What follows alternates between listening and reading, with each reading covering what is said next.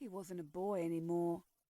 He was 16, nearly a man, yet he still couldn't make himself stay away.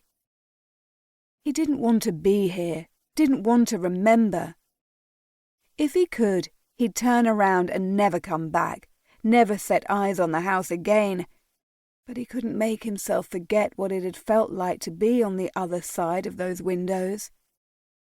It would be easier if he could, but there was no forgetting such a betrayal. No forgiving it either. It wasn't fair. It wasn't bloody fair. Inside his coat, his hands clenched into fists. He hated Ambrose. Hated him so much that bitterness scalded the back of his throat, making him cough and choke. Ambrose might play at being lord of the manor, but that didn't change the truth. He wasn't a lord, and he'd stolen the manor. Stolen it from Max and his father. He wasn't the only one.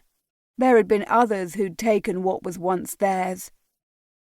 Over the past 4 years, they'd been picked clean of everything that wasn't entailed, until only the bare bones remained. Other boys at Eton sneered at him over it, calling his father the destitute duke. He'd make them pay for that one day.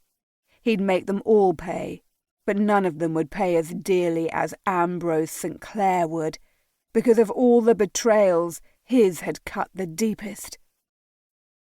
That wound was raw-edged and bloody still, even 4 years later. Once upon a time, before Max's mother died and everything fell apart, Ambrose had been their friend. He'd trusted Ambrose, had looked up to him, worshipped him even, but in the end, Ambrose hadn't been any different from the rest of them. He was a thief and a liar. Some day when Max came here, he wouldn't hide in the woods under the dripping tree branches, cold water trickling down the back of his neck. No, he'd walk right up the front drive and through the door, and he'd take his father's house back. For now, though, there was nothing to do but return home, where there were no garlands, no silver cups, no golden lamplight.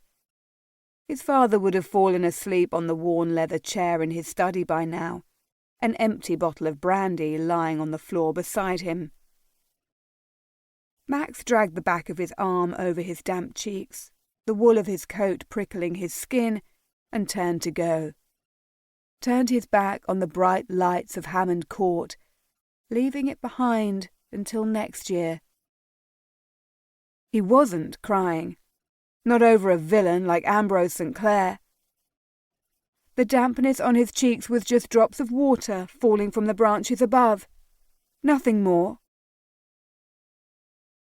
Chapter 1. Fairford, Gloucestershire, December 12th, 1819. It was snowing inside Rose's bedchamber.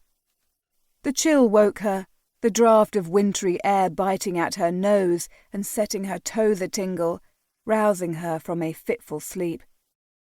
She struggled onto her elbows and peeked over the edge of the coverlet. Muted morning light filtered through the thin draperies, catching the pale gleam of downy snowflakes swirling through a jagged fissure in the window.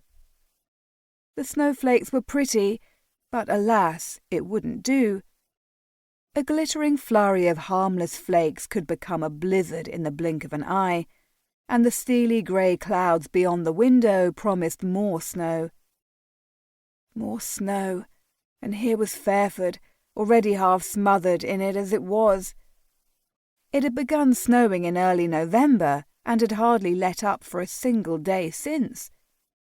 Now the dratted flurries had found their way indoors. She tossed the coverlet aside with a sigh. If it had been any window, in any other bedchamber, in any other manor house, an indoor squall would have been shocking indeed. But at Hammond Court, the boundary between indoors and outdoors had grown increasingly indistinct as the golden days of autumn slid into the deep chill of winter. At least, that's how Ambrose would have...